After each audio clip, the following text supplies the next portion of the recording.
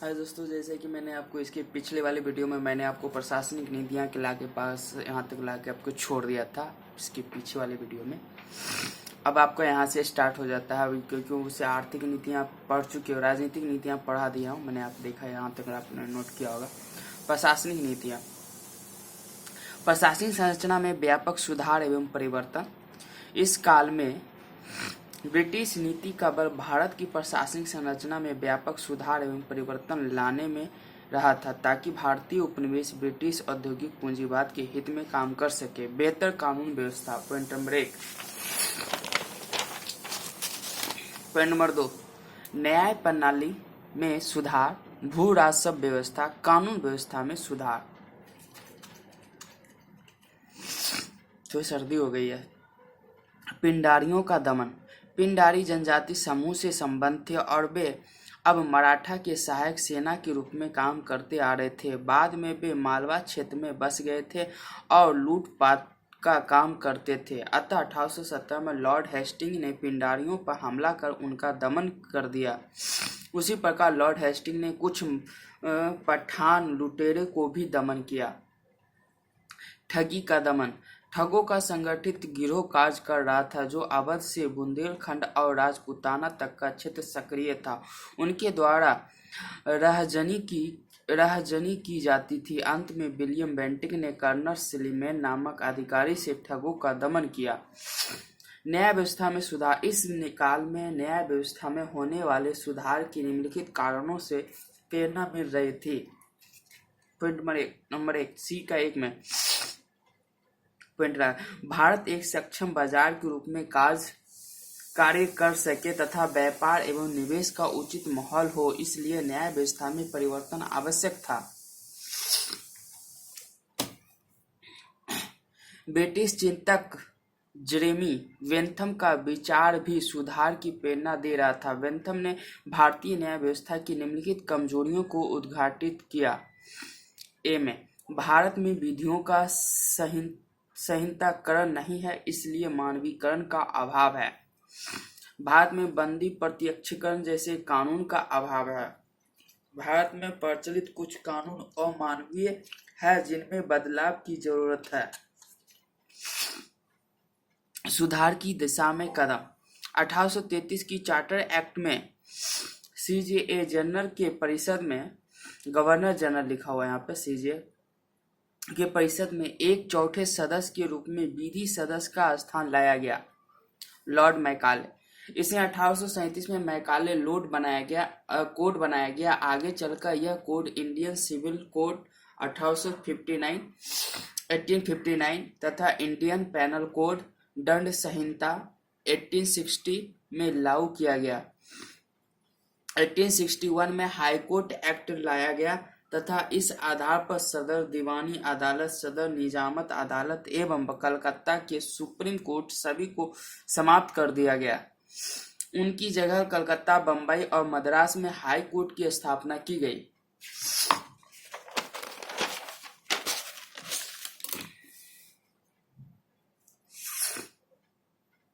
न्याय व्यवस्था एवं विधि व्यवस्था में सुधारों का परिणाम था भारतीय न्याय व्यवस्था का मानकीकरण, किंतु यूरोपीयकरण। न्यायिक सुधार के सबल पक्ष। पॉइंट नंबर 1, ब्रिटिश के द्वारा यह दावा किया गया कि उन्हें भारत में विधि का शासन लागू किया तथा सभी व्यक्ति एवं संस्थाएं विधि के अधीन है। पॉइंट नंबर 2, उनका यह भी दावा था कि उन्होंने विधि के समक्ष समानता के सिद्धांत को लागू किया था। चाहे कोई बड़ा जमींदार हो अथवा जन सामान्य, विधि के बीच कोई भेदभाव नहीं करेगी। उनका यह भी दावा है कि उन्होंने विधि व्यवस्था में मानकीकरण किया, अर्थात संपूर्ण भारत में एक ही तरह की विधि लागू की गई। निर्भर पक्ष। भले ही सिद्धांत में विधि के समक्ष समानता हो, परंतु व्यवहार में ऐसा नहीं था।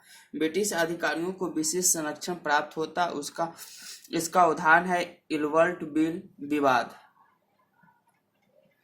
पॉइंट नंबर 2, अब न्याय व्यवस्था विलंबकारी एवं खर्चीली हो गई थी, इसलिए निर्धन लोगों की पहुंच वहां तक नहीं रह गई। भू राजस्व व्यवस्था में सुधार। रैयतवाड़ी व्यवस्था, महलवाड़ी व्यवस्था। इस काल में भू राजस्व के सुधार के क्रम में हम रैयतबाड़ी और महारबाड़ी पद्धति की सूचना पाते हैं। अगर हम दृष्टिकोण से देखा जाए तो अस्थायी बंदोबस्त वाणिज्यिक पूंजीवाद से प्रभावित रहा था, तो रैयतबाड़ी महारबाड़ी पद्धति औद्योगिक पूंजीवाद से प्रभावित था। इस काल में ब्रिटिश पूंजीपति का यह दबाव था कि जमींदारों की भूमि का समाप्त की जाए ताकि किसानों की क्रय शक्ति बेहतर हो और सरकारों के राजस्व में भी वृद्धि हो। कुल मिलाकर रैयत और महारबाड़ी दोनों पद्धति इस दृष्टिकोण का प्रभाव देखा जा सकता है। रैयतबाड़ी पद्धति में भू राजस्व का प्रबंध निजी किसानों के साथ किया गया और उस किसान को भूमि के स्वामी के रूप में पट्टा दिया गया। बी, अस्थायी बंदोबस्त के विपरीत यह प्रबंधन अस्थायी रूप में किया गया, अर्थात समय समय पर भू राजस्व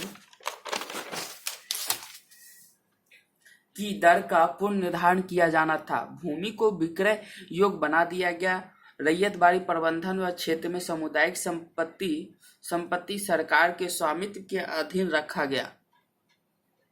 इनमें भू राजस्व के निर्धारण से पहले सैद्धांतिक रूप में भूमि की माप एवं निरीक्षण की कृषि उत्पादन का आकलन किया जाता है। F, मद्रास में सर्वप्रथम कर्नल लीड नामक ब्रिटिश अधिकारी ने इसका पहला प्रयोग 1792 में किया था। बाद में मुनरो ने इसे मद्रास में लागू किया। वहीं एल्फिंस्टन नामक अधिकारी ने इसे बंबई में लागू किया। यह समस्त ब्रिटिश भारत के क्षेत्र में 91% भूभाग पर लागू था। रैयत व्यवस्था को प्रेरित करने वाले निम्नलिखित कारण हो सकते थे। जमींदार जैसे मध्यस्थों को हटा देने से सरकार को भू राजस्व में वृद्धि होती। 2, पश्चिम भारत और दक्षिण भारत में बंगाल की जमींदार वर्ग जैसा कोई स्पष्ट वर्ग नहीं था। अब कंपनी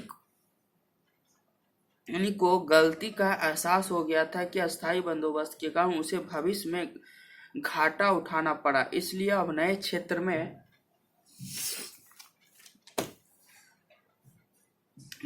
अस्थायी बंदोबस्त के विस्तार के पक्ष में नहीं थे। जैसा कि रैयतबाड़ी पद्धति को लागू किए जाने उद्देश्य के विषय में कहा गया कि इसका एक उद्देश्य था सरकार को आमदनी में वृद्धि और दूसरा रैयतों की सुरक्षा, परंतु गौर से देखने पर यह ज्ञात होता है कि पहला उद्देश्य तो पूरा हुआ परंतु दूसरा उद्देश्य नहीं। किसानों के बीच यह भी समानता नहीं बरती गई थी कि मद्रास और बंबई क्षेत्रों में धनी किसानों को भू राजस्व में थोड़ी छूट दी गई। उदाहरण के लिए मद्रास में तमिल ब्राह्मण और बंबई में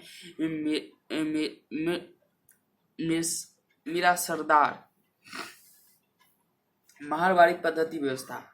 महारबाड़ी पद्धति में भू राजस्व का प्रबंधन गांव अथवा महाल के साथ किया गया। महाल का अर्थ शेयर धारकों का समूह। 2, सामान्यतः महाल की ओर से भू राजस्व की वसूली गांव का मुखिया एवं मुकद्दम करता और सरकारी अधिकारी को देता। इसमें भूमि विक्रय योग्य बना रहा। सामुदायिक संपत्ति महाल के स्वामित्व में रहा। इसमें भी रिकॉर्ड के लगान सिद्धांत के प्रभाव में भू राजस्व के निर्धारण से पहले भूमि का निरीक्षण, भूमि का वर्गीकरण और भूमि के आकलन के उपज का प्रावधान रखा गया था। सॉरी यार, सर्दी ज्यादा हो गई है तो दिक्कत हो रही है, पता नहीं एकाएक हुआ शाम में। पॉइंट नंबर 6, यह उत्तर भारत विशेषकर अवध क्षेत्र एवं उत्तर पश्चिम में लागू किया गया था। इसका पहला प्रयोग 1822 के बंगाल रेगुलेशन के आधार पर हॉल्ट मैकेंजी नामक ब्रिटिश अधिकारी ने किया था। विलियम बेंटिक के अधीन उत्तर भारत के एक बड़े क्षेत्र में इसे लागू किया गया था। टॉमसन एवं मार्टिन वर्ल्ड नामक अधिकारी का संबंध महारबाड़ी पद्धति से है। 8 नंबर पॉइंट, यह ब्रिटिश भारत के लगभग 30% क्षेत्र पर लागू था। वहीं अस्थायी बंदोबस्त ब्रिटिश भारत के लगभग 19% क्षेत्र पर लागू था। उद्देश्य। नंबर 1, अब ब्रिटिश साम्राज्य का खर्च बढ़ रहा था। ब्रिटेन में औद्योगिक क्रांति आरंभ हो गई थी, तो उद्योगों में भी निवेश करने की जरूरत थी। थर्ड में जमींदारों को नियंत्रित रखने के पीछे उद्देश्य था सरकार का राजस्व आमदनी बढ़ाना, परंतु इससे किसानों की राहत नहीं मिली, बल्कि उल्टा किसानों का दबदबा बढ़ गया। दूसरी तरफ इन क्षेत्रों में कुछ पुराने जमींदार, जिन्हें तालुकेदार कहा जाता था, वे बेदखल हो गए थे। इसलिए 1857 के महान विद्रोह में अवध क्षेत्र में जमींदार एवं किसान दोनों की भागीदारी देखी गई थी।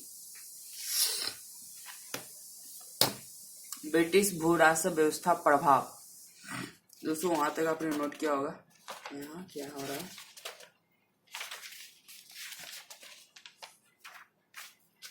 प्रभाव। ब्रिटिश भू राजस्व का व्यवस्था और प्रभाव। ब्रिटिश का दावा। नंबर 1, ब्रिटिश ने भूमि व्यवस्था में पूंजीवादी संबंधों को प्रोत्साहन दिया। भूमि में निजी स्वामित्व लागू करना, भूमि को विक्रय योग्य बनाना, बाजारीकरण करना, इससे कृषि में निवेश एवं पूंजीवादी खेती को प्रोत्साहन मिला। नकारात्मक प्रभाव इसका देख लेते हैं। इसका दावा था ग्रामीण क्षेत्र में आर्थिक विभाजन को प्रोत्साहन, धनी और भी धनी तथा निर्धन और भी निर्धन, ग्रामीण कुलीनों और विशेषाधिकारों को स्वीकृति, सीमांत किसान कृषक मजदूर में ढले, भू राजस्व के अधिकतम दबाव के कारण किसानों की क्रय शक्ति में गिरावट, नकदी फसलों की खेती के कारण भूखमरी एवं अकाल की घटनाएं बढ़ गई, भूमि बिक्री के कारण भूमि का विखंडन। आर्थिक व्यवस्था। ब्रिटिश औद्योगिक पूंजीवाद के द्वारा भारतीय अर्थव्यवस्था में विकास किस प्रकार का रूपांतरण। ब्रिटिश औद्योगिकरण, भारतीय कृषि। ब्रिटिश औद्योगिकरण किस प्रकार भारतीय कृषि का। 2 में देखें उद्योग। ब्रिटिश विनिर्मित वस्तुओं के साथ प्रतिस्पर्धा के कारण।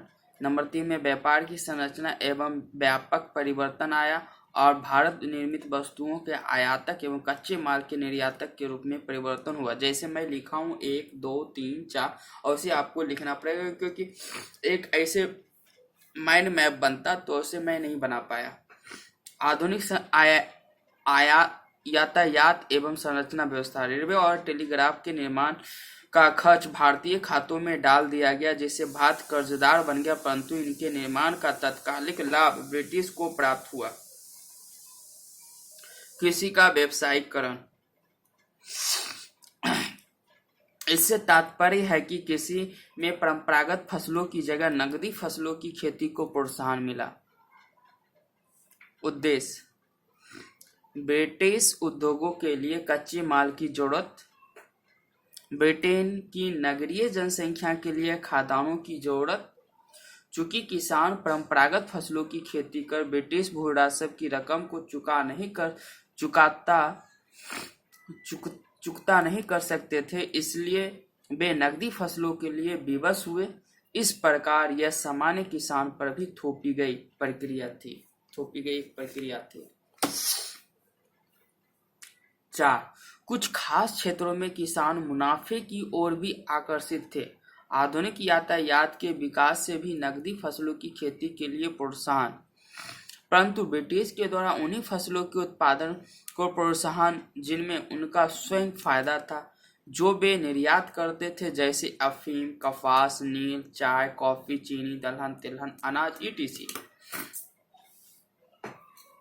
भारत के पक्ष में लाभ। भारत के पक्ष में इसका ब्रिटिश का यह दावा है कि भारत में पूंजीवादी खेती को प्रोत्साहन मिला, भारत की स्वयं निर्भर ग्रामीण अर्थव्यवस्था टूट गई एवं अखिल भारतीय अर्थव्यवस्था का विकास। भारतीय अर्थव्यवस्था विश्व अर्थव्यवस्था के साथ जुड़ गई। नकारात्मक पक्ष बस यहाँ तक करूंगा। औपनिवेशिक अर्थशास्त्र के अंतर्गत व्यावसायिक खेती का वास्तविक लाभ मध्यस्थ एवं बिचौलियों ले जाते थे और इसका जोखिम किसानों के सिर लाद देते थे। नकदी फसलों की खेती से किसानों के मोटे अनाज यथा ज्वार, बाजरा, मक्के की खेती दुष्प्रभावी हुई। इसका स्वाभाविक परिणाम था अकाल, भूखमरी की बढ़ती घटनाएं।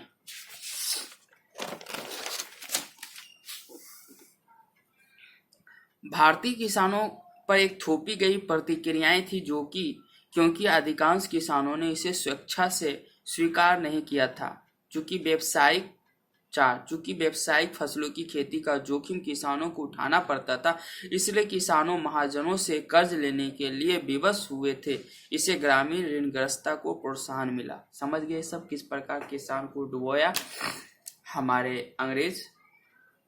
यहाँ से आपका हो जाता है भारतीय उद्योगों का प्रभाव। भारतीय उद्योगों पर प्रभाव किस प्रकार अंग्रेजों ने डाला, ये टॉपिक है। 18वीं सदी तक भारतीय उद्योगों की स्थिति क्या थी, 18वीं सदी तक भारत में कौन से कारखाने थे, उसकी स्थिति क्या थी, ये सारे हैं। और फिर कुछ महत्वपूर्ण शिल्प एवं उद्योगों इस प्रकार थे। सूती वस्त्र का उद्योग किस प्रकार भारत में उद्योग, सूती वस्त्र का उद्योग, रेशम वस्त्र, साल उद्योग, जूट उद्योग, लोह उद्योग, इस सब का भी अंग्रेजों ने विनाश किया। ये सब देखे हैं। निम्नलिखित कारणों में भारत में हस्तशिल्प उद्योगों का धक्का पहुंचा। किस प्रकार हस्तशिल्प उद्योगों को भारत से धक्का पहुंचा अंग्रेजों के द्वारा प्रभाव। यातायात में संचार औपनिवेशिक उद्देश्य, भारत के पक्ष में लाभ देखेंगे औपनिवेशिक उद्देश्य से। भारत के लिए फिर हानि भी देखेंगे, ये टॉपिक किस प्रकार भारत के लिए हानि हुई। टेलीग्राम, डाक व्यवस्था, ये माइंड मैप है। गरीब ग्रामीण ऋणग्रस्तता, अकाल की भूखमरी, ये माइंड मैप है। आपको इसे माइंड मैप इस प्रकार से हर टॉपिक के लिए माइंड मैप भी है। तो मैं आपको यहीं तक अभी यहीं तक आपको रखता हूँ। कहाँ तक मैंने आपको रखा, यहाँ मैं आपको ये टॉपिक आपको कल पढ़ाऊंगा, भारत उद्योगों का प्रभाव। यहाँ से आप फिर लिखना स्टार्ट करेंगे। आप यहाँ तक याद है कि आप याद रखेंगे कि यहाँ तक मैंने नोट कर चुका हूँ, आपको यहाँ तक नोट करनी है। यहाँ से आपको नोट कराना होगा।